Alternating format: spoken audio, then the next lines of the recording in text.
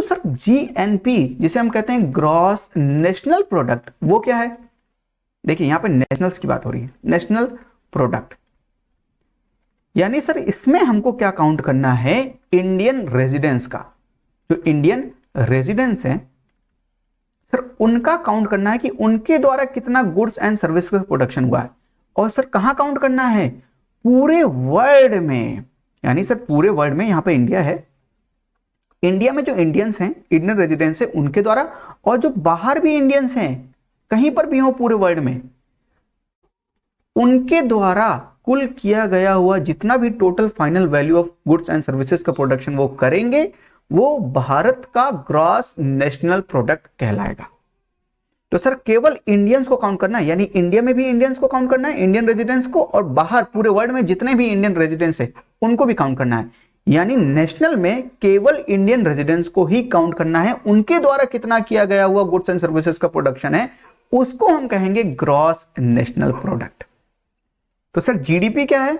GDP में याद रखना है डोमेस्टिक, यानी सर डोमेस्टिक मतलब बाउंड्री के भीतर, है ना, कोई भी हो, फॉरेनर्स हो या इंडियंस हो, उन दोनों के द्वारा मिलाया गया हुआ टोटल गुड्स एंड सर्विसेज का प्रोडक्शन कहेंगे जीडीपी।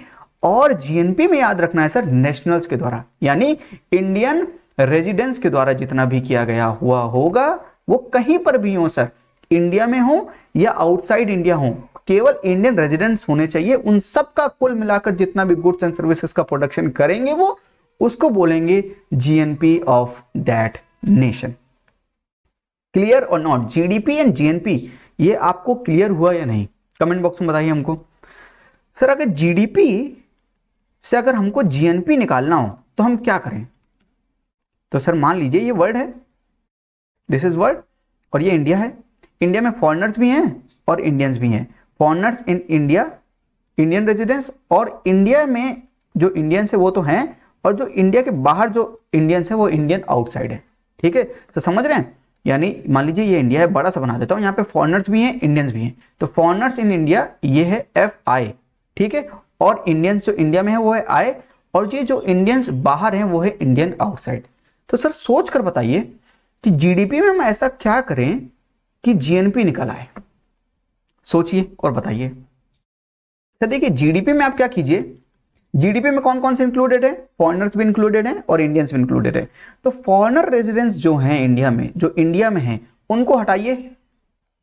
तो सर अब ये क्या बता, जीडीपी माइनस FI, ये क्या है सर?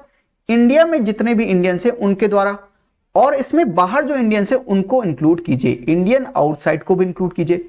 अब ये क्या निकल के आया सर? पूरे इंडियंस रेजिडेंस के द्वारा जितना भी total value of goods and services का प्रोडक्शन है वो निकल के आया, यानी ये क्या है sir? GNP of that nation. समझ में आया या नहीं? सर जीडीपी में आप जो फॉरेनर्स इंडिया में हैं उनको हटा दीजिए, फॉरेन रेजिडेंस जो इंडिया में है उनको हटा दीजिए, और जो इंडियंस बाहर हैं उनको इंक्लूड कर लीजिए। तो सर जीएनपी निकल आएगा या नहीं निकल आएगा? क्योंकि सर इसमें तो फॉरेनर्स प्लस इंडियन दोनों थे ना, तो ये तो हमको हटा दिया हमने, इंडिया में इंडियंस बचे ये, और इंडियन आउटसाइड वाले जोड़ दिए हमने, तो जीएनपी निकल आया। टोटल इंडियन रेजिडेंस के द्वारा किया गया हुआ total final value of goods and services का प्रोडक्शन, वो हो गया जीएनपी। सर रट्टाफिकेशन नहीं करना है, रट्टाफिकेशन नहीं करना है, आपको कॉन्सेप्ट याद रखने हैं कि कैसे निकालेंगे। ठीक है सर, इस चीज को जो बोलते हैं हम, इसको बोलते हैं net factor from abroad. Sir net factor from abroad क्या मतलब हुआ? यानी net income from foreign to India, minus net income from India to foreign. तो सर ये क्या है? Net income from foreign to India, India में कितना आया बाहर से, सर वो क्या है? IO, और ये क्या है sir? Net income from India to foreign, तो भारत से कितना गया वो क्या है? FI। तो सर जीडीपी को हम लिख सकते हैं ये कि GDP plus net factor from abroad is equal to GNP. Yes और नो? सर समझ में आया या नहीं आया? समझ में नहीं आया तो लिखिए नो सर, हमको जीडीपी और जीएनपी वाला वो कॉन्सेप्ट समझ में नहीं आया। जो भी समझ में नहीं आया है आपको, सर अगली क्लास में हम उसको फिर से समझाएंगे।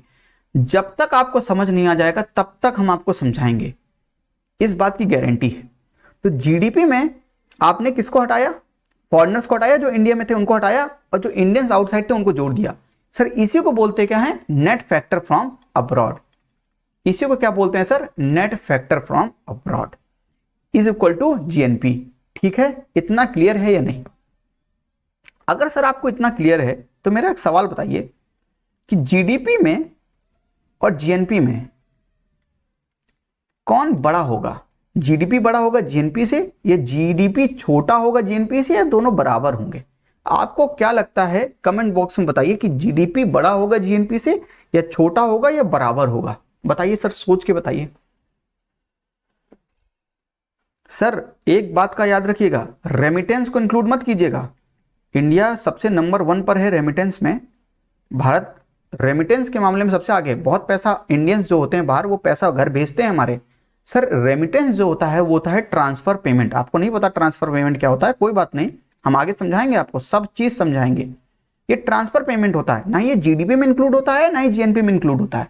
सर ये ट्रांसफर पेमेंट है, वन वे पेमेंट जो होती है, ये ना ही जीडीपी में इंक्लूड है ना ही जीएनपी में इंक्लूड है। तो सर इसको तो ध्यान में रखकर मत सोचिएगा कि जीएनपी बड़ा है जीडीपी से। सर ये जीडीपी बड़ा है जीएनपी से। सर क्यों? क्योंकि ये नेट फैक्टर फ्रॉम अब्रॉड ये नेगेटिव है।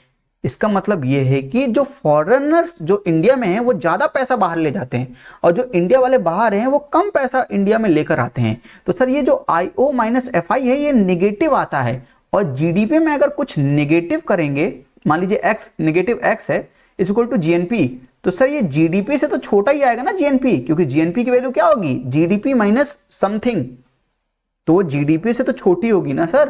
तो जीडीपी हमेशा बड़ा होगा जीएनपी से, इंडिया के केस में। अभी इंडिया के केस की बात कर रहे हैं हम। इतना क्लियर है या नहीं? GDP will be more than GNP of India. और सर अगर आप भूल जाएं, कभी कॉन्सेप्ट भूलिएगा नहीं, वैसे अगर गलती से भूल जाएं तो ट्रिक याद रखिएगा कि डी जो होता है अल्फाबेट में पहले आता है और एन बाद में आता है ना?